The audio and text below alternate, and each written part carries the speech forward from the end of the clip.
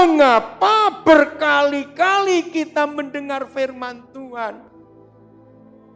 Saya pakai istilah Jawa, nyantol aja tidak.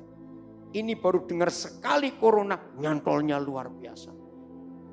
Seharusnya firman Tuhan yang mengintervensi hidup kita itu merubah cara pikir kita. Memang hal positif kita harus terima. Dengan adanya COVID ini, 90 sekian persen manusia hidupnya jadi lebih bersih dari sebelumnya. Betul tidak? Nah, ini yang Tuhan cari. Seharusnya kalau kita diintervensi oleh firman Tuhan, kita diintervensi tentang kebenaran. Percaya tidak? Pengenalan kita kepada Bapa di surga, pengenalan kita kepada Tuhan Yesus dan firman-Nya itu makin dalam. Pasti. Siapa yang kita akui lebih dahsyat? Tuhan Yesus atau COVID?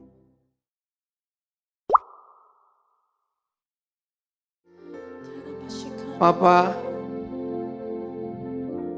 hampir setahun dunia dijungkir balikkan oleh COVID-19. Hampir setahun ini seluruh sistem kehidupan berubah total. Sampai hari ini sebagian besar kami masih bertanya-tanya sampai kapan virus ini berlalu. Bapa yang baik,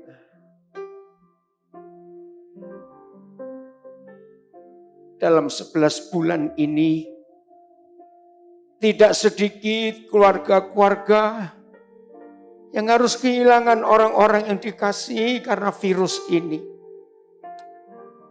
Bapa, terus hiburkan mereka, sanggupkan mereka untuk menerima fakta yang sulit diterima ini. Kalau ada di antara mereka, pertanyaan-pertanyaannya belum terjawab. Mengapa? Mengapa? Mengapa? Kami tahu Papa punya jawaban untuk masing-masing kami anak-anak. Usaha-usaha yang harus hancur, usaha yang harus tutup, collapse. Bahkan kehidupan keluarga yang sempat hancur karena pandemik ini. Anak-anak sekolah, anak kuliah terganggu. Cukup banyak PHK tsunami.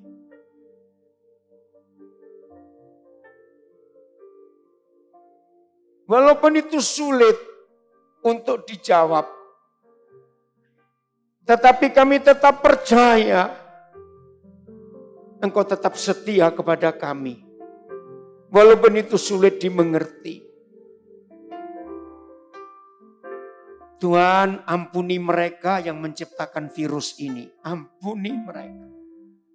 Temui mereka secara pribadi.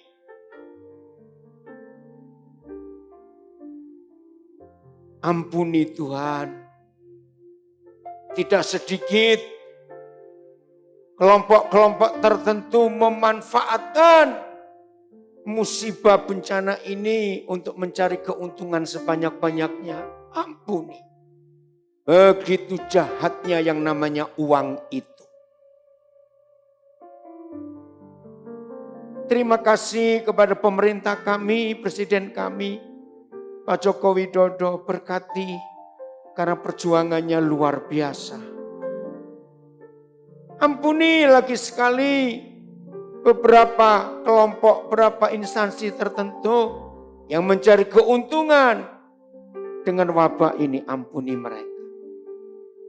Terima kasih untuk para gembala, penatua, dan semua pelayan di GBI Intarmak BSD ini.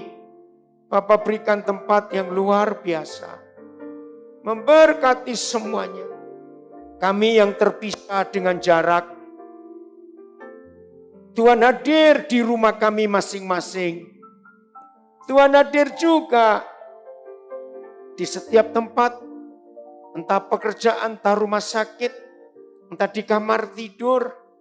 Ketika anak-anakmu merindukan Tuhan hadir via Zoom, Instagram, Facebook, Tuhan hadir. Yang di Indonesia, yang di Amerika, yang di Kanada, yang di Australia, yang di Malaysia, yang di Singapura, Tuhan hadir. Terima kasih Bapa, berkat-Mu atas setiap kami. Waktu kami mau merenungkan firman-Mu, Bapa menjawab semuanya ini. Terima kasih Bapa setia. Terima kasih. Kami percaya rencana kekal-Mu atas hidup kami masing-masing tidak bisa terhalang oleh karena apapun juga. Terima kasih. Di dalamku selamalah. Saudara, ini ikrar kita. Yesus itu di dalam kita. Di dalamku selama-lamanya. Percayalah saudara, kalau virus corona di dalam hidup seorang manusia, segagah apa, sekuat apa, langsung tak berdaya. Tetapi kalau Tuhan Yesus Kristus tetap di dalam kita sampai selama-lamanya, itu dahsyat dan luar biasa. Maka itu yakinkan diri setiap kita bahwa tidak boleh ada yang lain di dalam kita kecuali Yesus Kristus Tuhan. Kekhawatiran usir keluar. Paranoid, kecemasan usir keluar. Ketakutan, kegentaran usir keluar. Lihat selama 11 bulan ini tiap hari kita dicekoki, kita diingatkan jaga imun tubuh, jaga kekebalan tubuh. Dan satu-satunya cara untuk menjaga tetap gembira, bersukacita, tidak takut, tidak khawatir. Itu dunia yang berkata. Padahal sudah ribuan tahun yang lalu Papa kita berkata itu. Maka itu yang penting sekarang selalu menanyakan siapa yang di dalam kita. Kalau kita menemukan Yesus Kristus Tuhan yang tetap di dalam kita, percayalah kuasa Tuhan nyata di hidup kita. Terima kasih Papa. Lanjutkan apa yang Papa mau dalam hidup kami. Kami mau menikmati hadirat Tuhan lewat firman-Mu. Kehendak-Mu di surga jadi buat kami semua saat ini. Dalam nama Tuhan Yesus. Haleluya. Amin. Shalom. Selamat malam semua yang di Indonesia. Selamat sore yang ada di Eropa. Selamat malam yang di Amerika. Saudara-saudara yang selalu mengikuti saya mengajar lewat Zoom, Facebook, Instagram. Hari ini beda. Ya, langsung saya ada di gedung ini. Ya, semuanya dimanapun juga, puji Tuhan. Siap belajar firman Tuhan. Efesus pertama mulai ayat yang ke-15. Karena itu, setelah aku mendengar tentang iman-Mu dalam Tuhan Yesus dan tentang kasih-Mu terhadap semua orang kudus. Nanti dihitung ya, ada berapa kali kata di dalam Tuhan, di dalam Kristus. Kita akan hitung. Ya, sudah ketemu pertama ayat 15, dalam Tuhan Yesus. Ayat 16, aku pun tidak berhenti mengucap syukur karena kamu. Dan aku selalu mengingat kamu dalam doaku. Dan meminta kepada Tuhan Yahweh kita, Yesus Kristus, yaitu Bapa yang mulia itu, supaya, ini luar biasa, doa yang hebat, supaya Ia memberikan kepadamu roh hikmat dan wahyu untuk mengenal Dia dengan benar. Saudara, pelan-pelan begini. Coba saya berikan ilustrasi ini. Selama 11 bulan ini, sejak Maret yang lalu, sampai kita sudah lewat pertengahan bulan Februari, banyak enggak tiba-tiba rata-rata kita itu ngerti kesehatan. Seperti dokter. Ngerti enggak maksud saya itu? Karena hampir tiap hari kita dengar tentang COVID-19. Betul tidak? Yang saya maksud begitu. Nah, akhirnya tanpa kita sadari, ternyata banyak orang tiba-tiba punya hikmat. Ngerti kesehatan, ngerti hidup bersih. Ngerti enggak yang saya maksud dengan ilustrasi ini? Nah, kalau dunia hanya dalam waktu 11 bulan, karena tiap hari mendengar berita tentang hidup sehat, hidup bersih, imun dan macam-macam, maka otomatis kita akan ketambahan kepintaran, bukan? Ngerti yang saya maksud ini ya? Nah, bayangkan kalau firman Tuhan mengintervensi hidup kita. Sebagaimana berita-berita tentang COVID-19 mengintervensi diri kita. Ngerti gak saya maksud? Betapa dahsyatnya hidup ini. Nah, ini yang Paulus doakan. Saya baca lagi kalimat terakhir ayat 17 ini.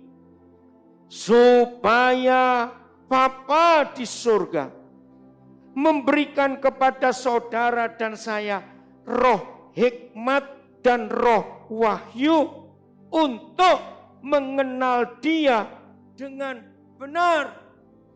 Sebagaimana hampir semua kita selama 11 bulan ini mengenal corona atau COVID-19 dengan benar. Bahkan saya sering ketemu banyak orang. Ternyata orang-orang yang tiap hari mendengar berita tentang COVID itu ternyata lebih pintar daripada COVID-nya. Ngerti gak maksud saya ini? Karena semua berita itu pasti dilebih-lebihkan masalahnya. Nah, sampai saya berkata kepada beberapa teman, ini kalau COVID-nya bisa ngomong kayak kita, COVID itu malu dengan manusia. Loh, karena apa? COVID itu batin. Kok kamu lebih pintar dari aku ya? Karena tiap hari, maaf. Ya, masuk bulan ke-10, ke-11 sudah mulai menurun. Tapi awal-awal COVID, saudara, maaf ya. Begitu kita bangun, langsung buka berita. Yang mati berapa, yang sembuh berapa. Loh, betul tidak? Itu sudah. Sekarang ini tiap kali dengar ada orang meninggal. Corona ya. Saudara, ayo kita bertobat. Akhirnya sadar atau tidak, COVID-19 jauh lebih terkenal dari Tuhan Yesus. Betul atau salah kalimat saya? Loh, betul atau salah?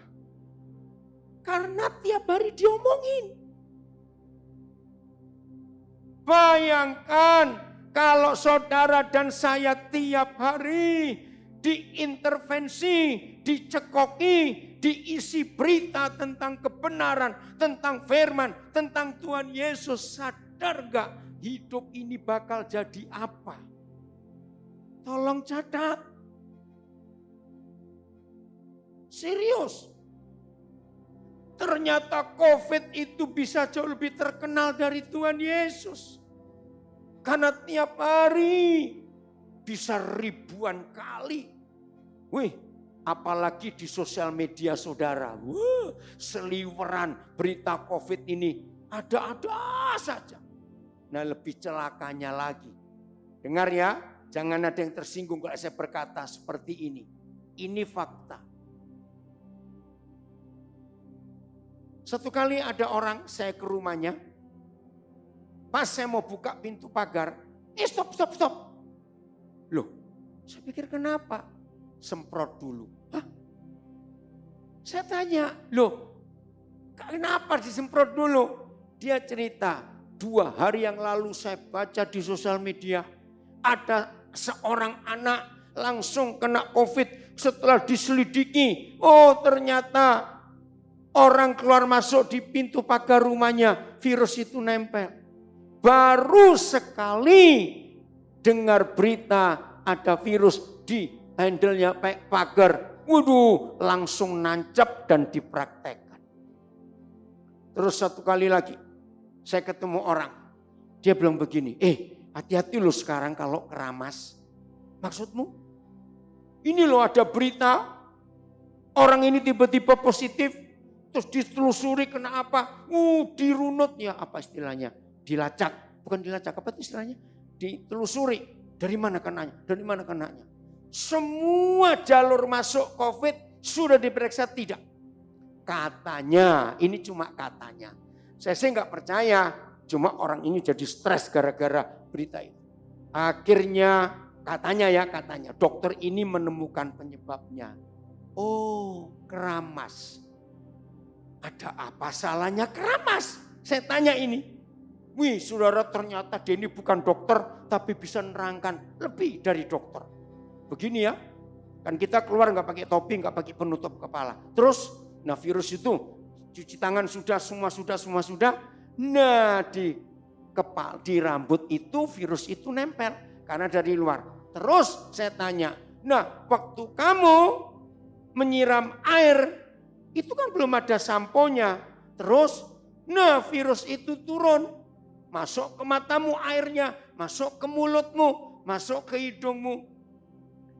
Saudara, saya tanya, kamu dengar berita ini berapa kali? Baru 1 kali. Saya langsung tembak dia. Ini loh kesalahan kita. Baru sekali dengar berita tentang COVID-19. Sudah hebat menerangkan kepada banyak orang, hati-hati. Ngerti nggak maksud saya? Jangan tersinggung ya. Mengapa berkali-kali kita mendengar firman Tuhan? Saya pakai istilah Jawa, nyantol aja tidak. Ini baru dengar sekali corona, nyantolnya luar biasa. Bayangkan, genap 10 hari, dan setiap hari lebih 20 berita COVID masuk. Berarti 10 hari itu orang itu mendengar 200 kali lebih berita COVID. Apa enggak gila itu orang? Maaf. Ngerti enggak maksud ini saudara? Seharusnya firman Tuhan yang mengintervensi hidup kita itu merubah cara pikir kita. Memang hal positif kita harus terima.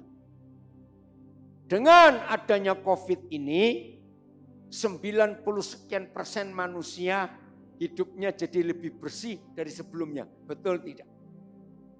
Tapi ya jangan kelewatan gitulah. Ada orang begitu parnonya, begitu masuk rumah nggak boleh masuk, semprot dulu. Semua barang-barang belanjaan disemprot dulu semuanya. Terus saya bilang, kalau begini tiap hari, yang mati bukan virusnya, anakmu yang mati. Maaf. Betul enggak? Karena semuanya disemproti lagi sekali. Berjaga-jaga itu boleh. Tapi ketakutan tidak boleh. Setuju saudara? Ini yang harus kita jaga. Maka itu, hikmat siapa yang kita terima? Kalau di ayat 17 Efesus 1 ini, Paulus berdoa, saya ulangi lagi, supaya ia memberikan kepadamu roh hikmat dan roh wahyu untuk mengenal dia dengan benar. Oke, saya nggak akan ngomong COVID lagi, capek, tapi sedikit lagi saya tambahkan. Bukankah tiap hari kalau kita mendengar COVID, maka saya ganti kalimat terakhir ayat ini. Untuk mengenal COVID-19 dengan benar. Bisa nggak itu terjadi? Karena tiap hari dicekoi tentang COVID. Betul? Contoh lain lagi. Orang-orang yang tadinya nggak ngerti fungsinya vitamin D, vitamin apa lagi? Pokoknya semua vitamin lah. Di zaman COVID ini, semua vitamin. Jadi kayak makan kacang kalau minum vitamin sekarang ini. Belum lagi yang obat-obat yang penyakit bawaannya ada. Enggak tersegenggam itu setiap pagi makan vitamin. Akhirnya jadi berhikmat, jadi kenal. Nah, ini yang Tuhan cari. Seharusnya kalau kita diintervensi oleh firman Tuhan, kita diintervensi tentang kebenaran. Percaya tidak, pengenalan kita kepada Bapa di surga, pengenalan kita kepada Tuhan Yesus dan firman-Nya itu makin dalam. Pasti. Maka itu lagi sekali COVID nggak bisa kita entengkan. Dia ada. Tapi tergantung bagaimana sikap kita. Saya lanjut ayat 18. Dan masih lanjut doanya.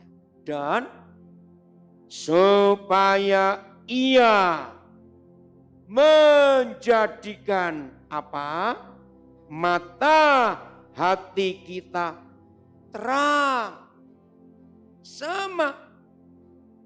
Yang tadinya sebagian besar kita nggak ngerti medis, nggak ngerti vitamin-vitamin. Tapi gara-gara COVID, mau tidak mau. Habis tiap hari berapa banyak kali tentang obat-obatan, tentang hidup sehat, tentang diet ini, tentang jus ini, tentang semualah. Awal-awal itu kan ada istilah jamunya Jokowi, masih ingat ya? Empon-empon. Nah itu kan banyak orang nggak ngerti empon-empon itu apa. Yang ngerti cuma orang Jawa. Empon-empon itu obat-obatan alam.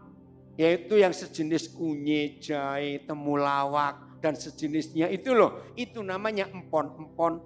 Bayangkan sebelum COVID, empon-empon itu nggak terkenal. Sejak adanya COVID, empon-empon jadi terkenal. Akhirnya orang sibuk tiap hari. Nah ada yang kelewatan sampai mencret-mencret. Karena kelebihan. Maksudnya mau sehat kelewatan. Nah itu loh. Mata hati jadi terang mengerti tentang kesehatan gara-gara COVID. Padahal yang Papa maksud supaya Papa di surga menjadikan mata hati kita terang agar, nah perhatikan kata agar, supaya saudara dan saya mengerti pengharapan apakah yang terkandung dalam panggilannya. Ini luar biasa. Di dalam panggilan Tuhan atas hidup saudara dan hidup saya ada pengharapan. Katakan amin. Saudara, selama COVID ini banyak hal yang kita bisa pelajari. Salah satu yang belum pernah tahu dengarkan hari ini ya. Salah satu pelajaran hebat sejak COVID ini muncul di dunia. Orang-orang kaya tidak bisa mengandalkan uangnya lagi. Betul tidak? Ketika ada orang kaya dinyatakan positif, wajar kalau kita kaya pun akan berkata yang sama. Dok, berikan kepada saya atau kepada papa saya, kepada anak saya, kepada mama saya obat yang bagus dok, berapapun mahalnya. Tapi faktanya ketika virus ini ngamuk, uang tidak bisa menyelesaikan masalah. Sampai ada orang kaya, carikan alat ventilator apalagi yang terbaik, yang termahal. Kalau perlu impor dari negara mana, supaya papa saya sembuh, anak saya sembuh. Maaf, saya cuma ceritain. Ketika saya mendengar semua itu, dan akhirnya meninggal juga. Di situ saya itu mikir, betul kata Tuhan Yesus. Uang gak bisa buat apa-apa. Maaf ya saudara, saya cuma cerita, jangan ada yang tersinggung. Supaya kita belajar. Awal-awal COVID, ketika ada konglomerat yang meninggal, sedih. Yang ngantar ke pemakaman cuma sopirnya. Karena lihat itu, sedih. Aduh. Masih ingat ketika orang terkaya di Spanyol meninggal. Lalu anak perempuannya nulis. Dan tulisannya ternyata berapa yang lalu tulisan anak orang kaya itu muncul lagi di sosial media. Orang terkaya. Salah satu kalimat tulisan anak ini. Aduh, saya pun pertama kali baca itu ikut sedih dan terpukul. Apa yang gak bisa dibeli oleh papaku? Karena kaya. Tapi ketika dia memerlukan hal yang gratis, yaitu udara atau oksigen, dia nggak bisa. Wih, waktu tulisan itu saya baca, saya ikut miris. Maaf. Jadi apa yang kita pelajari dengan corona ini? Uang, obat-obatan, dokter ahli, alat-alat canggih tidak menjamin. Maka mau tidak mau, harapan kita cuma kepada Tuhan yang memberi hidup menciptakan kita. Maka itu ayat 18 Efesus 1 ini luar biasa. Agar kamu mengerti pengharapan apakah yang terkandung dalam panggilannya.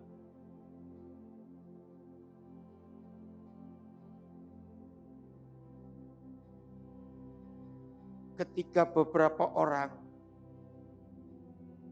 begitu panik, aduh saudara kalau mendengar cerita-cerita itu, keliling cari rumah sakit yang punya ventilator.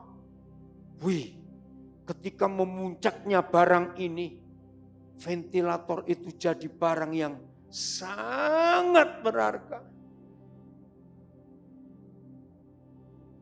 Salah satu anak saya bulan Juli, Agustus.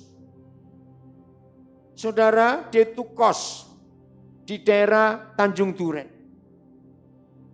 Terus dia sadar, wah ini COVID. Nah, akhirnya dia naik taksi ke rumah sakit apa? Medistra atau apa saya lupa. Pokoknya dekat Wisma Atlet di Kemayoran. Sampai situ diperiksa. Waduh, terlambat. Saturasi oksigennya sudah rendah sekali. Dia bilang, Bapak cepat ke Wisma Atlet. Terus dipesan begini. Tapi Bapak tidak boleh naik taksi, nggak boleh naik Grab. Loh, naik apa? Ambulan kami nggak ada. Jalan kaki. Hah? Bayangkan saudara. Nah, waktu dia jalan itu, dia telepon saya. Suara napasnya itu. Sambil bilang, Papa saya mau mati Pak. Jangan dulu. Ya tapi saya nggak boleh naik apa-apa. Karena saya sudah positif. Nanti menular.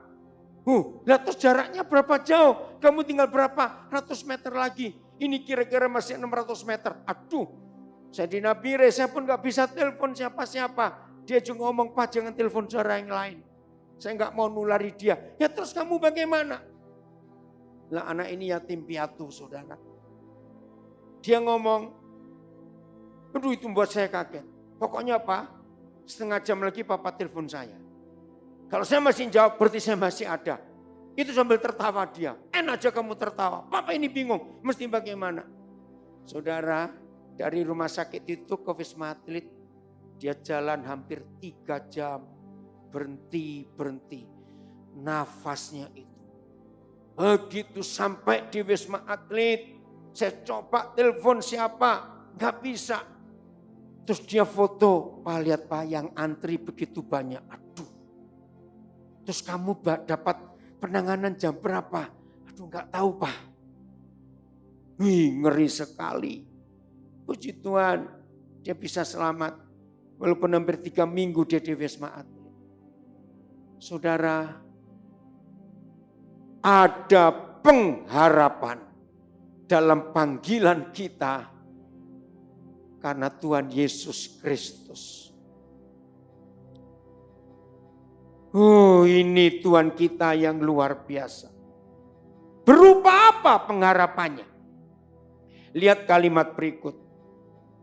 Betapa kayanya kemuliaan bagian yang ditentukannya bagi orang-orang kudus.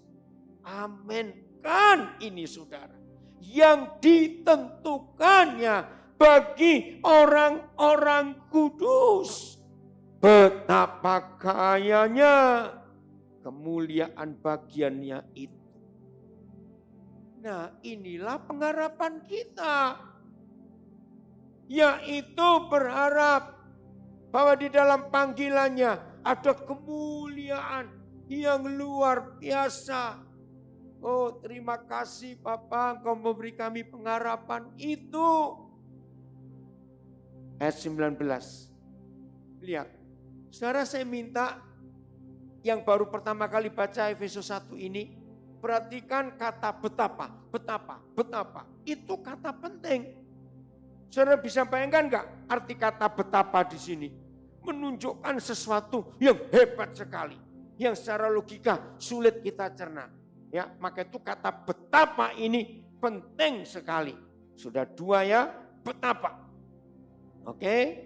Terus ayat 19. Yang ayat 18 betapa kayanya. Ayat 19 betapa hebat kuasanya. Diulangi dengan kalimat yang sama bagi kita yang percaya.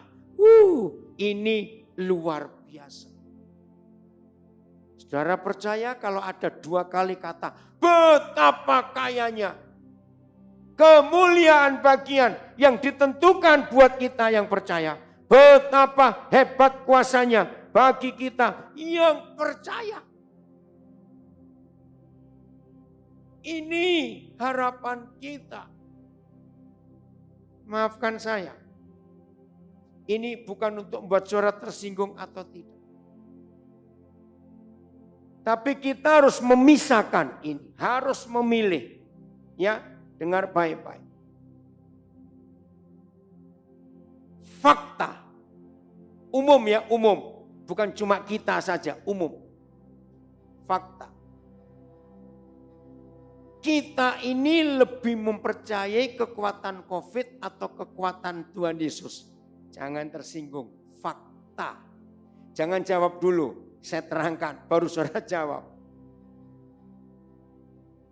Kita yang sudah lama jadi Kristen, jadi murid Tuhan Yesus. Saya jamin, kita sangat tahu dan sangat percaya bahwa kuasa Tuhan Yesus itu dahsyat. Pasti itu ya. Tapi ketika COVID-19 muncul,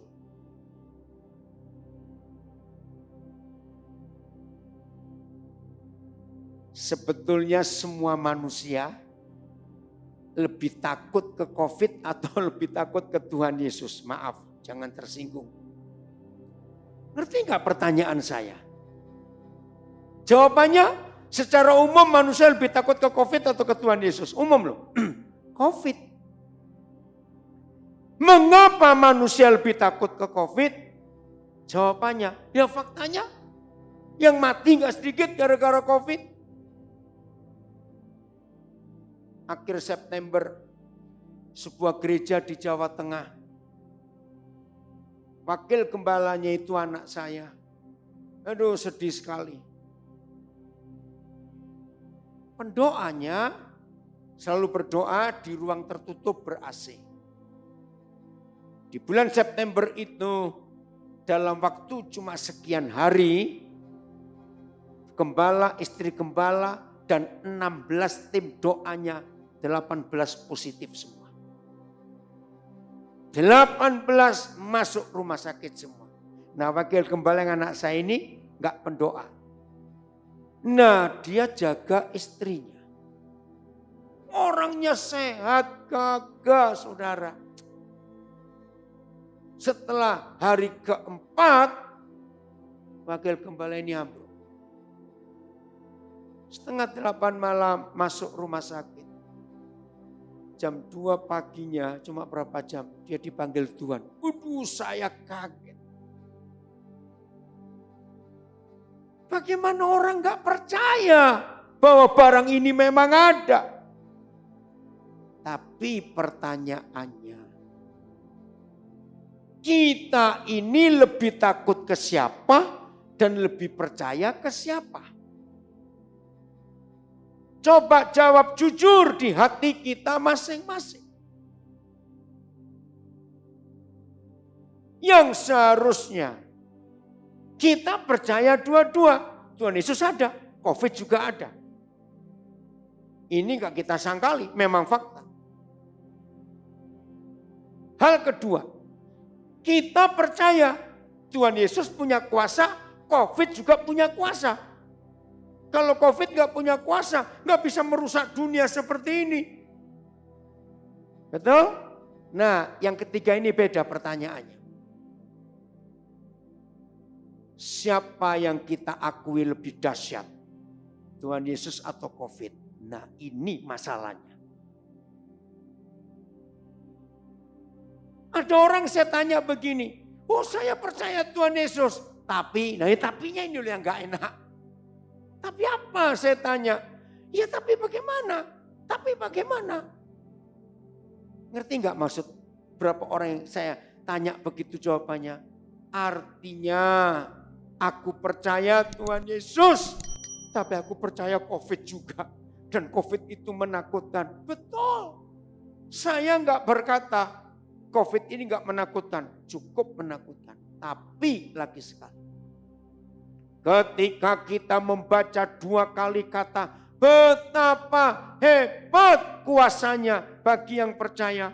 Betapa kayanya pengharapan di dalam panggilannya. Nah, seharusnya saudara dan saya harus melihat beda antara Tuhan Yesus dengan corona. Betul tidak? Itu sekarang bagaimana hikmat Tuhan di dalam hidup kita.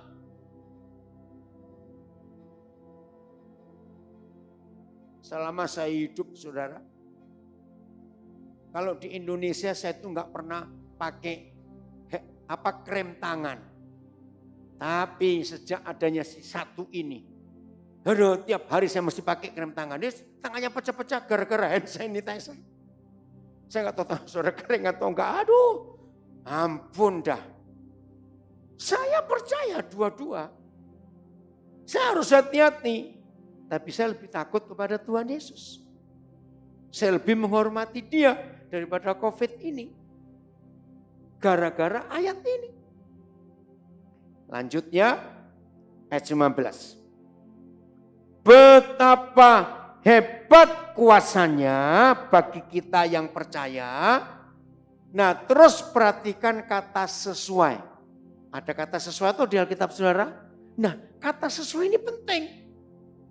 Coba, sesuai. Agak sulit ya menjelaskan.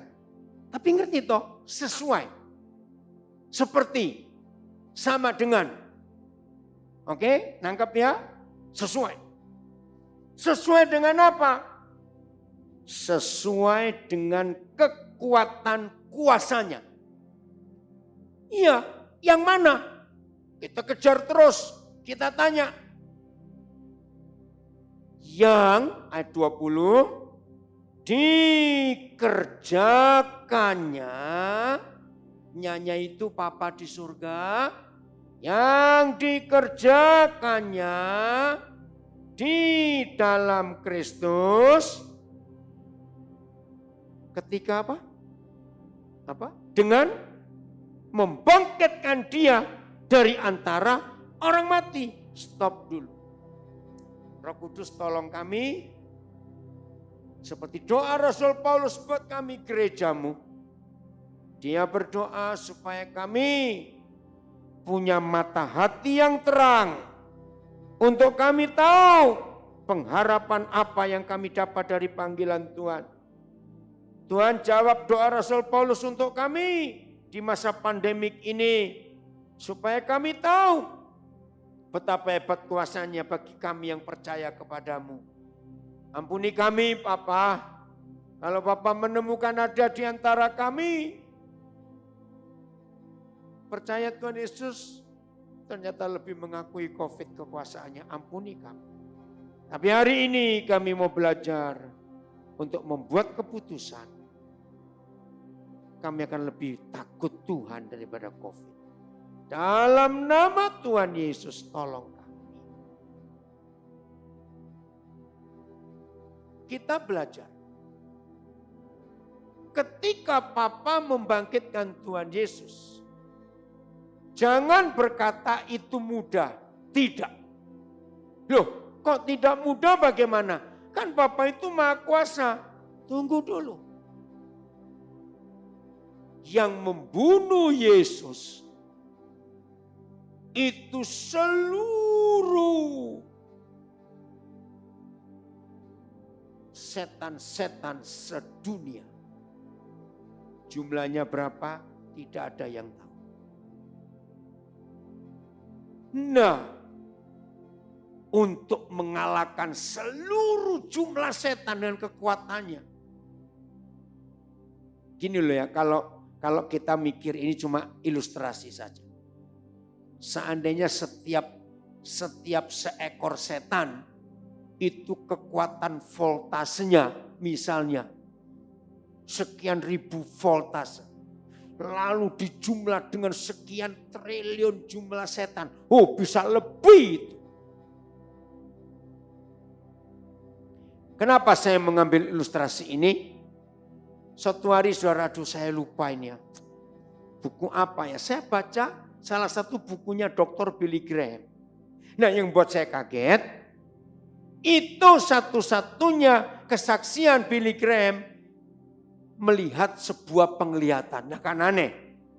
Billy Graham bukan orang karismatik, jadi nggak akan sibuk dengan penglihatan atau karunia roh. Tapi itu kali pertama dia melihat penglihatan. Waktu dia lagi berdoa di hari Jumat Agung.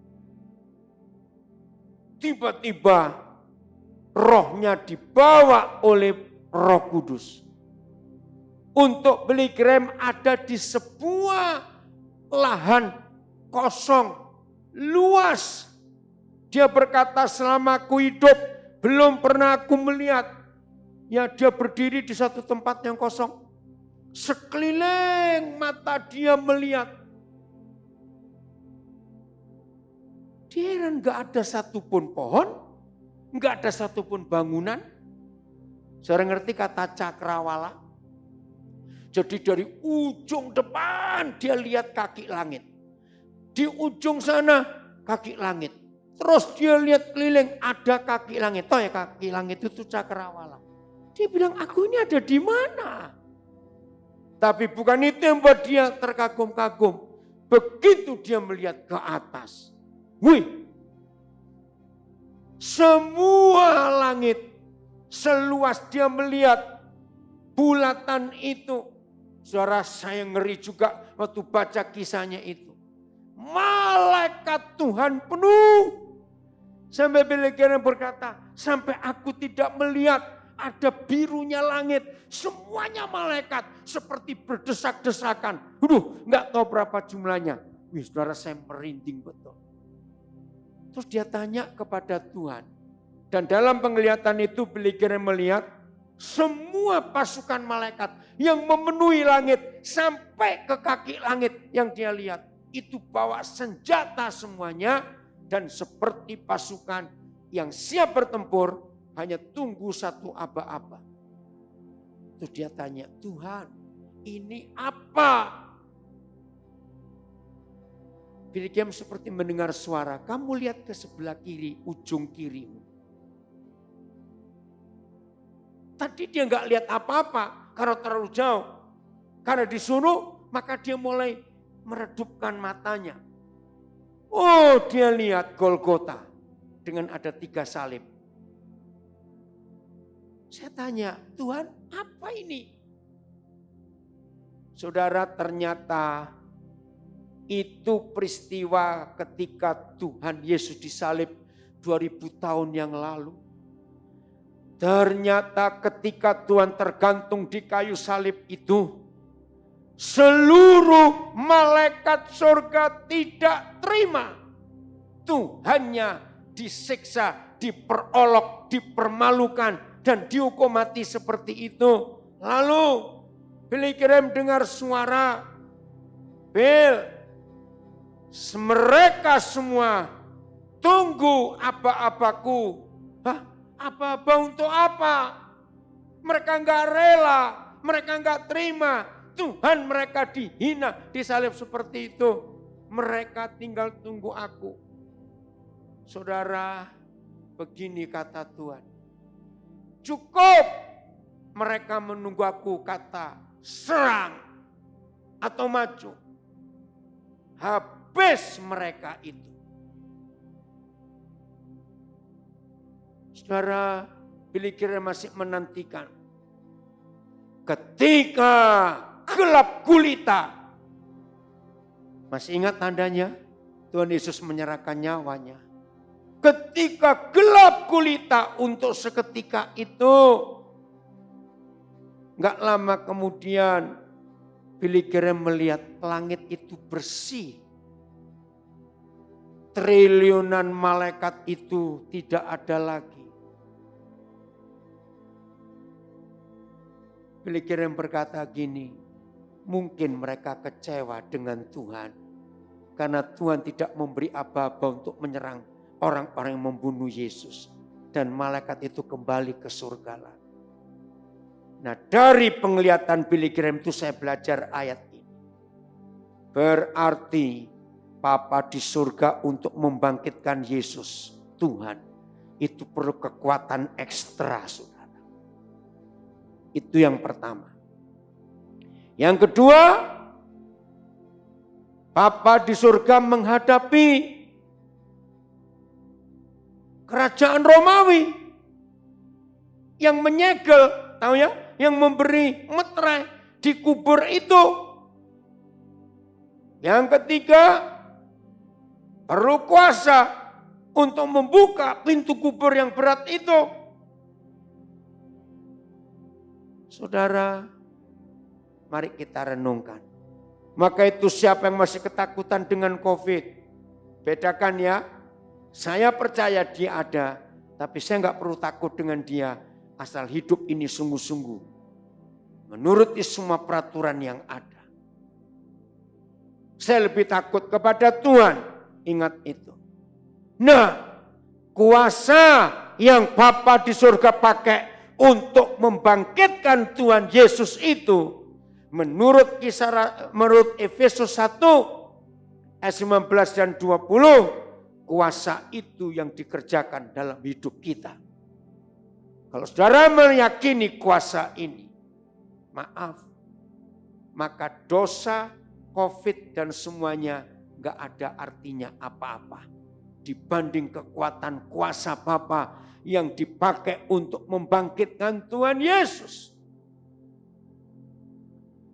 Cerita sedikit, COVID ini gak main-main. Buktinya, belum pernah dalam sejarah manusia di dunia, semua agama di dunia tunduk kepada COVID. Bukan tunduk pada pemerintah. Ngerti maksud saya? Kita mulai dengan hari raya haji tahun yang lalu. Bayangkan, sejak Ka'bah di Mekah ditetapkan untuk menjadi tempat suci orang Islam. Ka'bah itu belum pernah tutup. Baru tahun yang lalu. Enggak tahu tahun ini. Setelah Lebaran nanti kita tidak tahu. Ternyata enggak cuma Ka'bah. Tembok ratapan. Basilika Santo Petrus. Dan semua tempat-tempat suci agama apa saja. Termasuk gedung-gedung gereja. Jadi COVID ini kuasanya enggak main-main. Bisa menutup dan menundukkan agama-agama di dunia. Saya harap saudara mengerti fakta ini. Tapi percayalah, kuasa Tuhan Yesus tetap lebih besar daripada semuanya itu. Ini yang kita perlu dalam hidup kita. Betapa hebat kuasanya yang bagi orang yang percaya, yaitu kuasa yang dipakai, yang dikerjakannya untuk membangkitkan Tuhan Yesus dari antara orang mati. Luar biasa. Nah, untuk mendapatkan kuasa ini cuma perlu satu sikap. Bukan 2, bukan 4, bukan 10. Satu saja. Siapa yang ada di dalam kita? Siapa?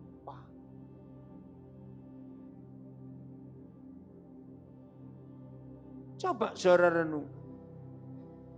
Kalau Yesus ada di dalam kita, siapa lebih besar? Yang di luar atau di dalam? Yang di dalam. 1 Yohanes 5, 4 dan 5. Itu jawabannya. Yang di dalam kita lebih besar daripada ada yang di dalam dunia ini. Puji Tuhan untuk kedahsyatannya itu. Saya lanjutkan dulu. Dan mendudukkan dia di sebelah kanannya di surga.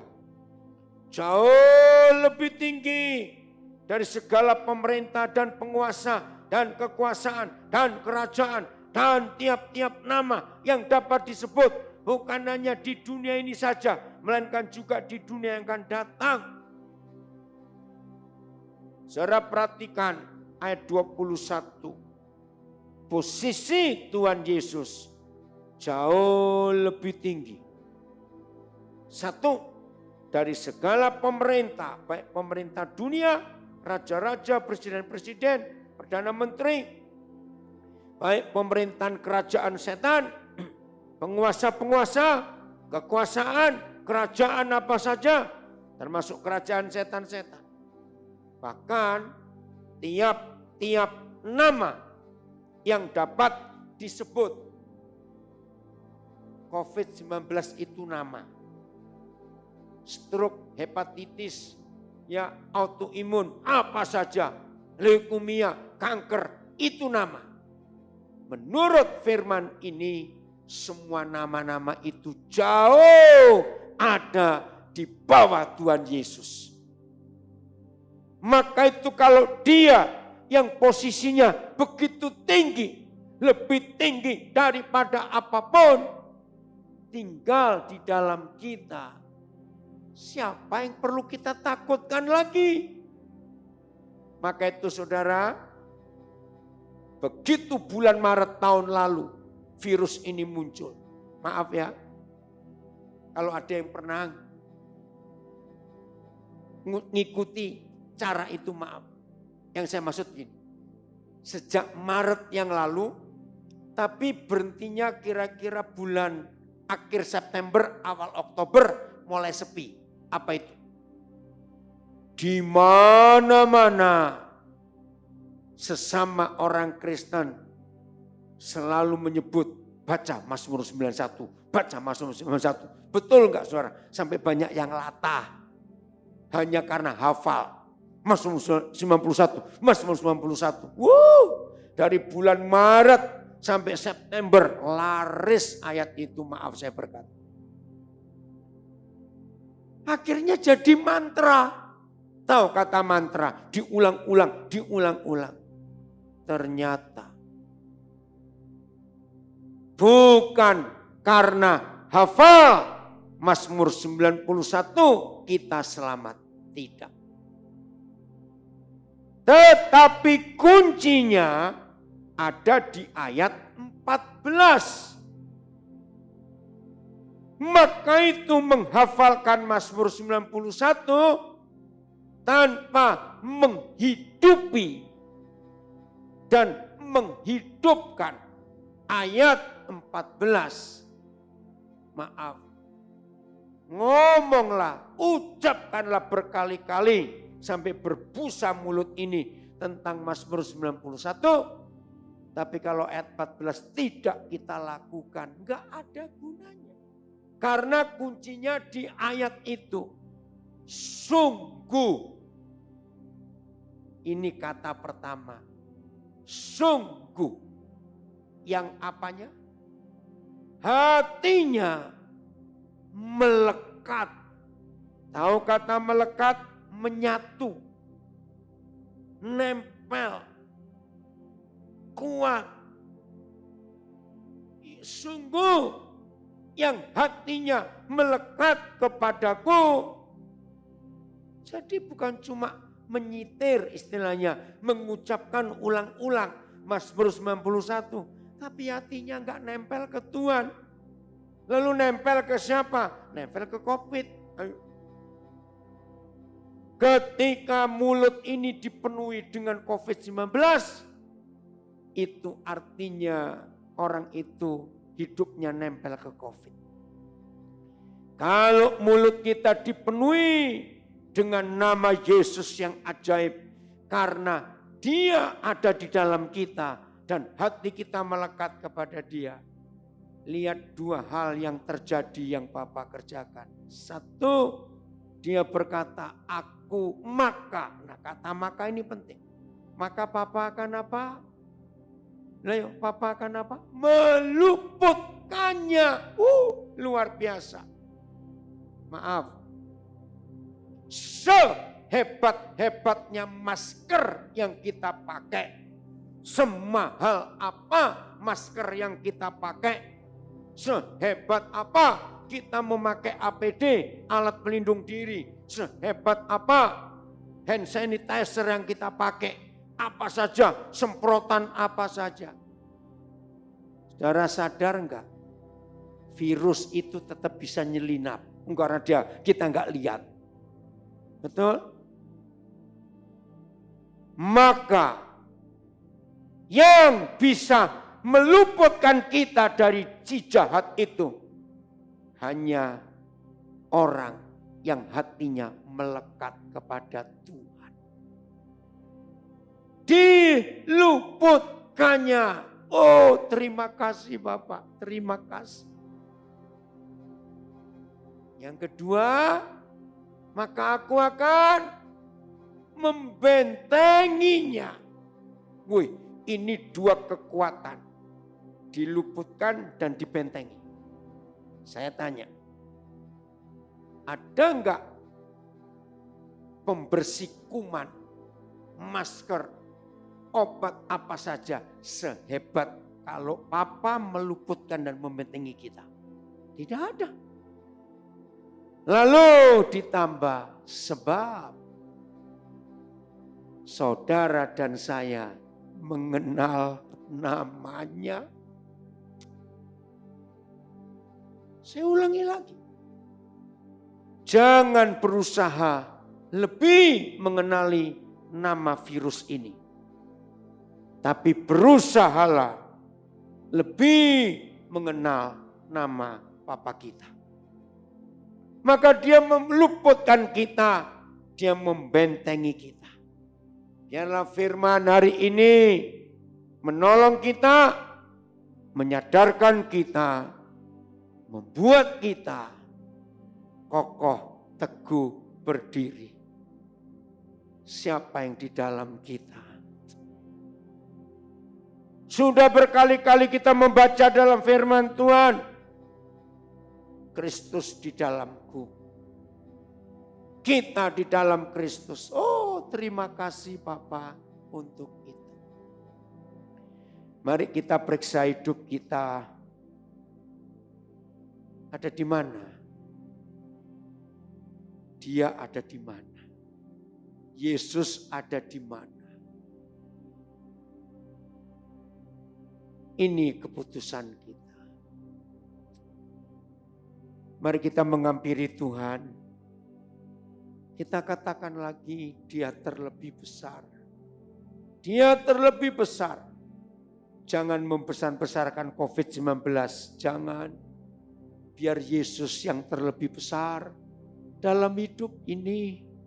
Oh saudara, kalau Yesus terlebih besar, hidup ini luar biasa. Jangan cuma menyanyi, tapi alami.